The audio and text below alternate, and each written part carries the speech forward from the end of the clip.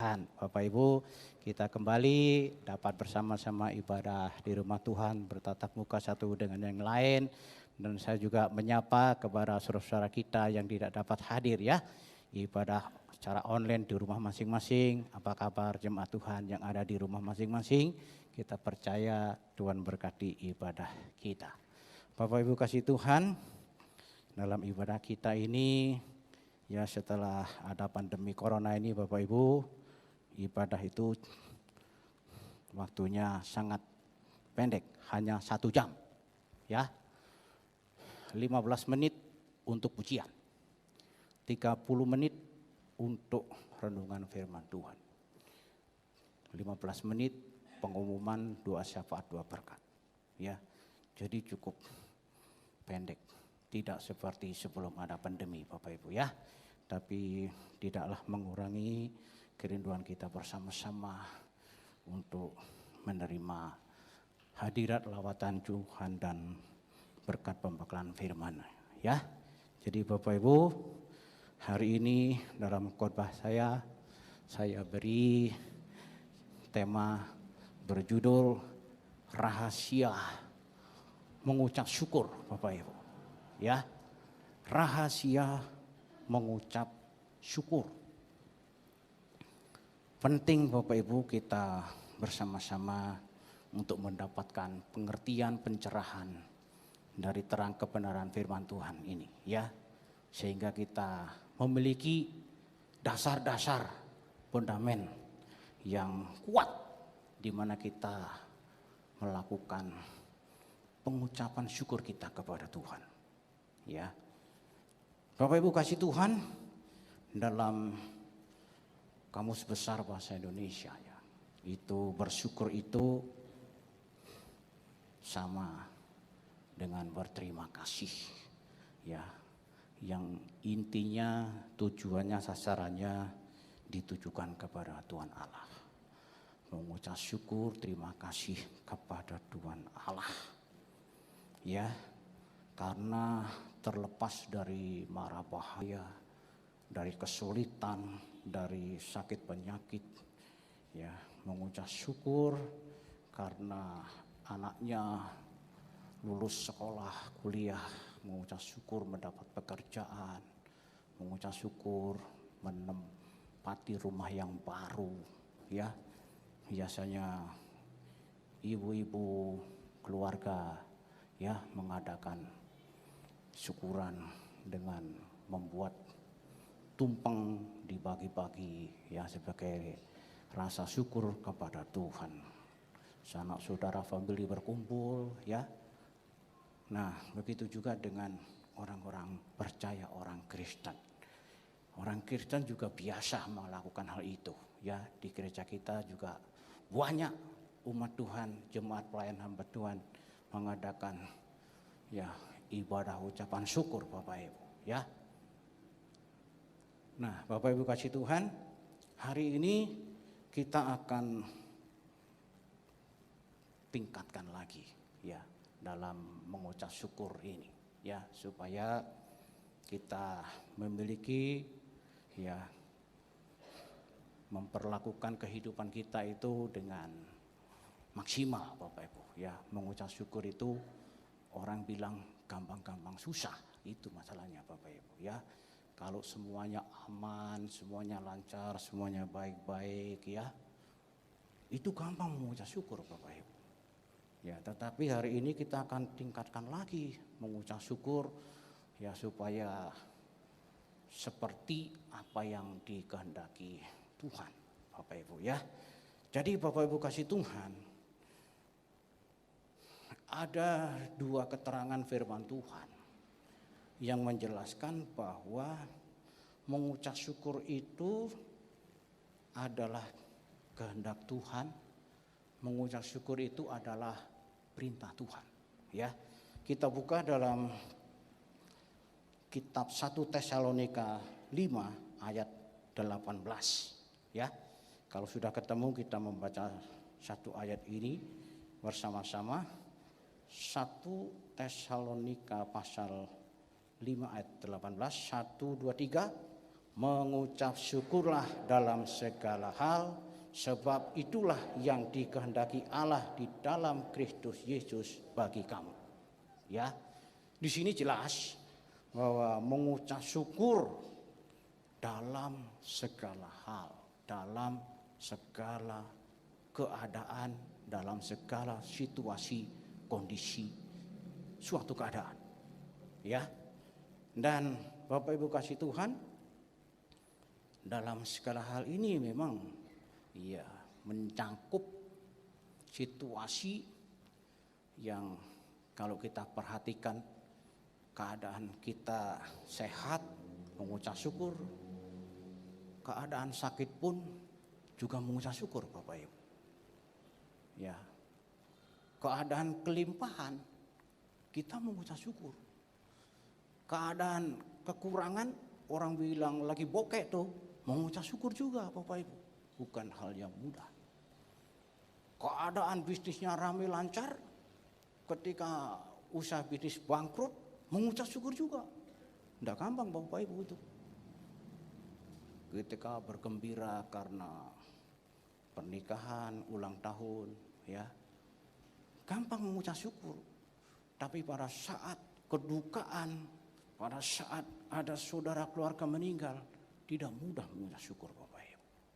Ya, oleh karena itu kita menerima pencerahan firman Tuhan sangat jelas bahwa mengucap syukur itu adalah kehendak Tuhan. Mengucap syukur itu adalah perintah Tuhan. Ya, sangat jelas dikatakan, sebab itulah yang dikehendaki Allah. Dalam 1 Tesalonika 5 ayat 18. Ya. Nah, sekarang saya tambahkan lagi. Di dalam Lukas 17 ayat 17. Ya. Lukas 17 ayat 17. Lalu Yesus berkata, bukankah ke-10 orang tadi semuanya telah menjadi tahir? Di manakah yang 9 orang itu? Ini Bapak Ibu. Ya, dalam Injil Lukas pasal 17 ini ada kisah seorang rombongan 10 orang sakit kusta datang kepada Tuhan Yesus. Yesus, Yesus kasihanilah saya. Yesus, Yesus kasihanilah aku orang berdosa. Yesus, Yesus aku ini minta supaya ditolong disembuhkan. Bapak Ibu, Tuhan Yesus hanya berkata, udah kau pergi. Tunjukkan dirimu kepada imam. Ya, imam itu Bapak Ibu tokoh agama yang di Israel zaman itu yang menilai, menentukan dan memutuskan apakah orang ini sudah sembuh dari kustanya, sudah tahir dari kustanya atau tidak. Ya. Jadi begitu di perjalanan menghadap imam, 10 orang sakit kusta ini mengalami kuasa Tuhan, sembuh Bapak Ibu. Ya. Tetapi yang kembali datang kepada Tuhan Yesus, berterima kasih kepada Tuhan Yesus, mengucap syukur kepada Tuhan Yesus, bahkan sujud menyembah kepada Tuhan Yesus, itu hanya 1 orang, Bapak Ibu. Yang 9 orang itu tidak datang walaupun sudah sembuh. Tuhan mempertanyakan, di mana itu 9 orang itu? Dia sudah sembuh, sudah tahir dari kustanya. Dia tidak datang mengucapkan terima kasih, bersyukur dan memuliakan Allah, menyembah Allah. Bapak Ibu, Tuhan mempertanyakan kepada kita hari ini juga. Ya, kalau hari-hari ini kita sedang kurang mengucap syukur kepada Tuhan, Tuhan sedang bertanya kepada kita.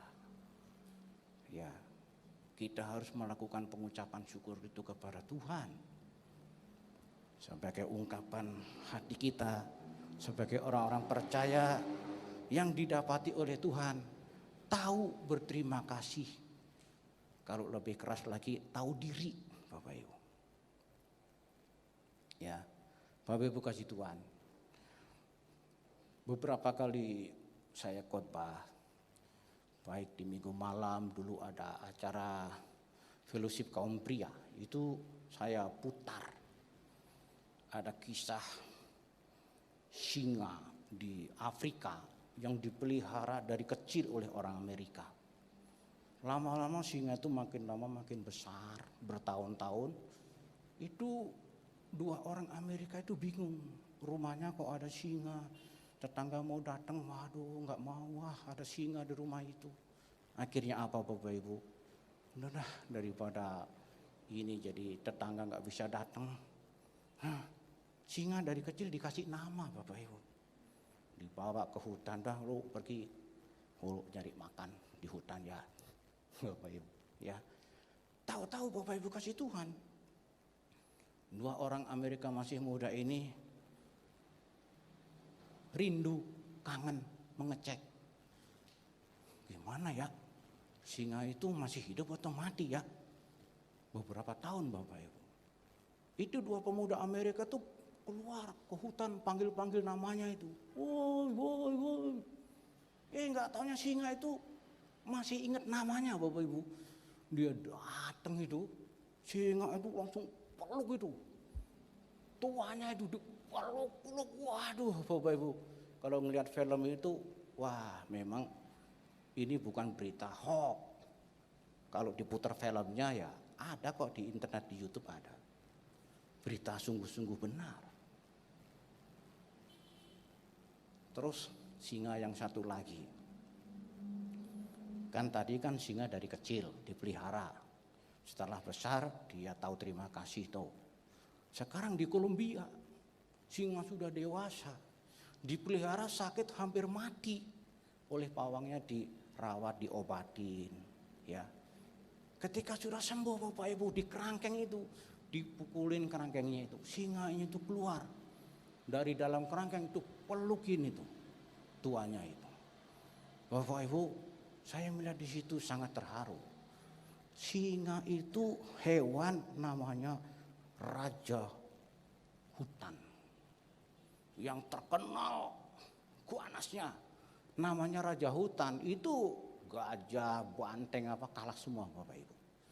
Singa itu seperti itu Bapak Ibu, bisa punya rasa terima kasih Bapak Ibu.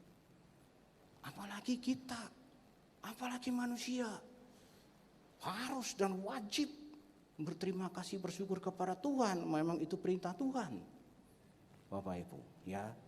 Dan Bapak Ibu kasih Tuhan, kalau kita melihat di sini Bapak Ibu, kita membaca dalam Yohanes 13 ayat 13 ya.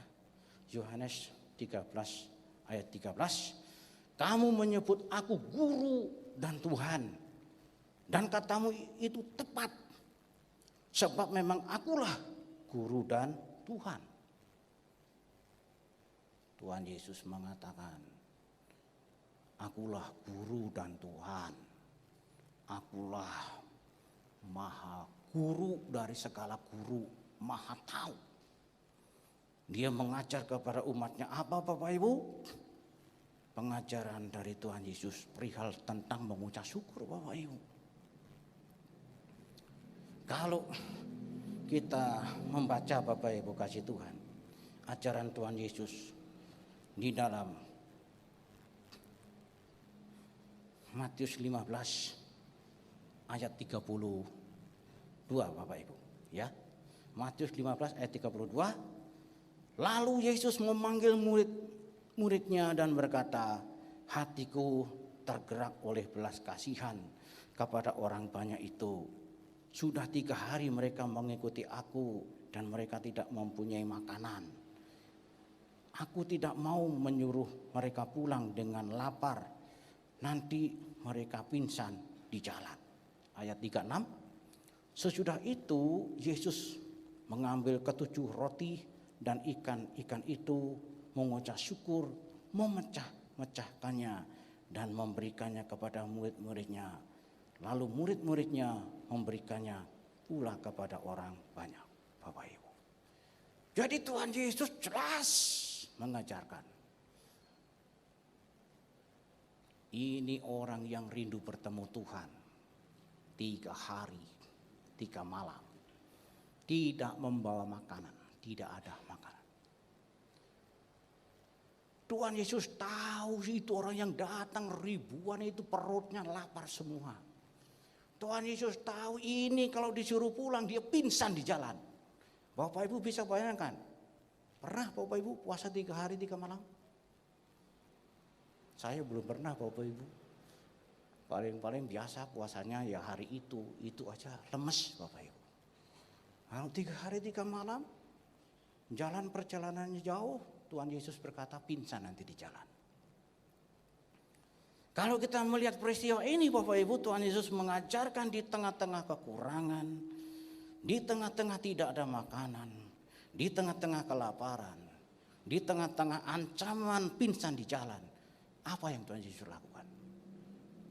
Murid-muridnya ditanya, kamu punya apa? Ini Tuhan, ada 7 roti, ada 2 ikan. Bawa sini. Setelah dibawa oleh Tuhan, dia mengucap syukur, Bapak Ibu. Setelah mengucap syukur, apa yang terjadi? Mujizat terjadi. Bapak Ibu kasih Tuhan. Bapak Ibu kasih Tuhan.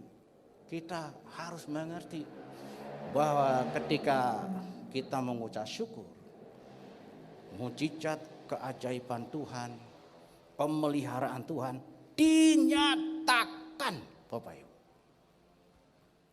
Ya, ini ajaran Tuhan Yesus. Ya, lalu Bapak Ibu kasih Tuhan, saya tambahkan satu lagi. Dalam Yohanes 11 ayat 41. Yohanes 11 ayat 41. Maka mereka mengangkat batu itu, lalu Yesus menengadah ke atas dan berkata, Bapa, aku mengucap syukur kepadamu karena engkau telah mendengarkan aku. Bapak Ibu kasih Tuhan, Lazarus mati sudah 4 hari lamanya. Sudah menjadi bangkai, sudah berbau busuk. Tuhan Yesus mengajarkan kepada murid-muridnya dan orang banyak, dan hal ini, peristiwa ini membuat dalam sejarah pelayanan Tuhan Yesus orang-orang Israel yang bertobat paling banyak setelah melihat Lazarus dibangkitkan. Diawali dengan mengucap syukur Bapak Ibu, Lazarus masih mati. Lazarus masih menjadi bangkai berbau. Bapak Ibu, ketika mengucap syukur, maka peristiwa yang ajaib, mujizat, orang mati dibangkitkan, Bapak Ibu. Ya, jadi orang yang mati saja Bapak Ibu, Tuhan Yesus mengajarkan, syukurin saja. Karena ada anugerah Allah, Bapak Ibu kasih Tuhan. Ya, apalagi kita orang-orang percaya yang masih hidup. Ini pengajaran, pengucapan syukur Bapak Ibu dalam segala hal. 2 peristiwa contoh sangat jelas, simpel, sederhana dari Tuhan Yesus. Sekarang kita akan melihat pengajaran pengucapan syukur dari hambanya, dari rasulnya. Ya, dalam Kisah Rasul pasal 28 ayat 15 Bapak Ibu. Kisah Rasul pasal 28 ayat 15. Saudara-saudara yang di sana telah mendengar tentang hal ikhwal kami, dan mereka datang menjumpai kami sampai forum Apius dan Tres Taberne. Ketika Paulus melihat mereka, ia mengucap syukur kepada Allah, lalu kuatlah hatinya, Bapak Ibu. Ya, Rasul Paulus dia punya pengalaman ketika sampai di Roma. Dia melihat ada orang-orang Kristen di Roma yang menyambut dia, mengunjungi dia, bertemu dengan Rasul Paulus. Dia mengucap syukur kepada Allah, lalu hatinya kuat di situ. Ya, kenapa Bapak Ibu? Karena Rasul Paulus sedang menghadapi masalah yang sangat serius, sangat berat, yaitu tuntutan hukuman mati oleh orang-orang Yahudi. Rasul Paulus dia naik banding menghadap kaisar di Roma. Di tengah-tengah situasi ancaman kematian pun Rasul Paulus dia mengucap syukur kepada Tuhan. Melihat ada jemaat di Roma yang peduli kepadanya. Akhirnya apa? Dikatakan hatinya kuat, Bapak Ibu. Ya. Nah, Bapak Ibu kasih Tuhan, kalau kita melihat Bapak Ibu yang dikasih Tuhan, dalam 1 Tesalonika pasal 1 ayat 6 dan 7 Bapak Ibu, ya. Dan kamu telah menjadi penurut kami dan penurut Tuhan. Dalam penindasan yang berat kamu telah menerima firman itu dengan sukacita yang dikerjakan oleh Roh Kudus. Sehingga kamu telah menjadi teladan untuk semua orang, untuk orang percaya di wilayah Makedonia dan Akaya. Bapak Ibu kasih Tuhan, jemaat yang ada di Tesalonika, Bapak Ibu, ternyata pengajaran mengucap syukur dalam segala hal itu didengarkan, itu dilakukan Bapak Ibu.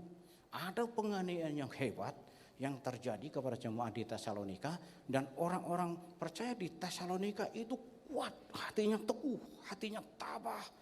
Dia mampu bertahan menjadi orang Kristen, bahkan menjadi teladan, tersiar beritanya kemana-mana sampai ke Makedonia. Orang Kristen di Tesalonika menjadi orang yang berkemenangan.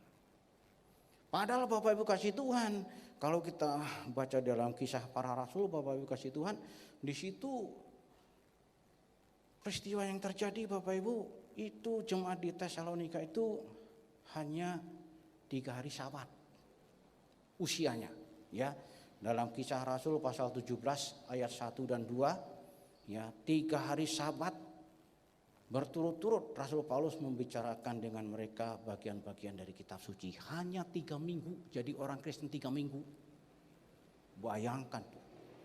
Orang Kristen baru 3 minggu, aniaya dahsyat terjadi, dia mengucap syukur kepada Tuhan, dia kuat, dia tampil sebagai pemenang, Bapak Ibu. Ya, jadi Bapak Ibu kasih Tuhan, sekarang kita dalam mengucap syukur dalam segala hal ini apa dasarnya?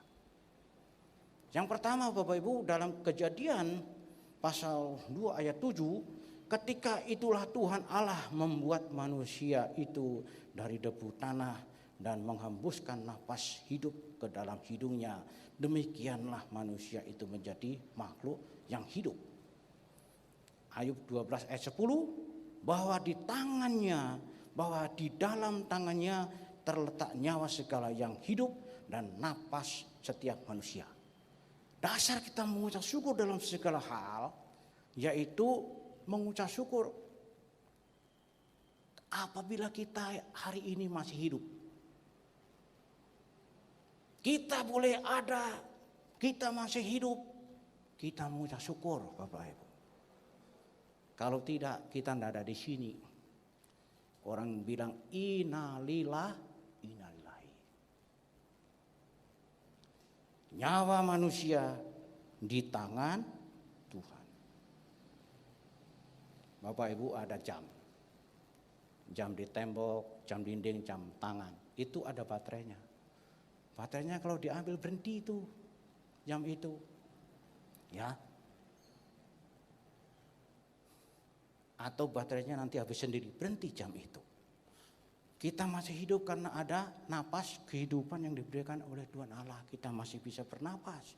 Kita masih bisa hidup. Itu anugerah Tuhan. Perlu dan harus disyukurin Bapak Ibu. Ya. Lalu Bapak Ibu kasih Tuhan, kalau kita melihat dalam Ulangan 8 ayat 17 dan 18. Maka janganlah kau katakan dalam hatimu, kekuasaanku dan kekuatan tangankulah yang membuat aku memperoleh kekayaan ini. Tetapi haruslah engkau ingat kepada Tuhan Allahmu, sebab dialah yang memberikan kepadamu kekuatan untuk memperoleh kekayaan dengan maksud meneguhkan perjanjian yang diikrarkannya dengan sumpah kepada nenek moyangmu seperti sekarang ini. Bapak Ibu, jadi yang kedua, kekuatan kita bisa kuat, bisa sehat, bisa kemana-mana menyelesaikan tugas pekerjaan kita, itu datangnya dari Tuhan. Sehingga berhasil, kita bisa memiliki segala apa yang kita miliki. Ingat, kekuatan itu dari Tuhan. Bapak Ibu kasih Tuhan, ya. Dan berikutnya Bapak Ibu yang kasih Tuhan, ya, kalau kita melihat, kita mengucap syukur kepada Tuhan, ya, karena kita ini memiliki Tuhan Yesus, juru selamat kita. Ya, dikatakan dalam Matius 16 ayat 26, apa gunanya seorang memperoleh seluruh dunia tetapi kehilangan nyawanya, dan apakah yang dapat diberikannya sebagai ganti nyawanya, Bapak Ibu. Jadi dengan kita percaya kepada Tuhan Yesus, Bapak Ibu, itu sama dengan memiliki harta rohani melebihi dari yang ada di dunia ini. Bapak Ibu, anugerah pengampunan, keselamatan, hidup yang kekal, rumah Bapa di sorga disediakan, itu melebihi semua harta yang ada di dunia ini. Ya, makanya Bapak Ibu, kita mengucap syukur hari ini kita boleh ada, walaupun situasi pandemi corona masih merebak di seluruh dunia. Ya, kita melakukan ibadah dengan cara seperti ini, biasa aja Bapak Ibu. Ya, mungkin tadinya kaget ya, biasanya ibadah biasa normal, tahu-tahu ibadahnya dibatasin, ya, dengan jumlah kapasitas yang terbatas, perlu pakai masker kayak manusia aneh gitu. Nggak apa-apa Bapak Ibu, ya, kita setia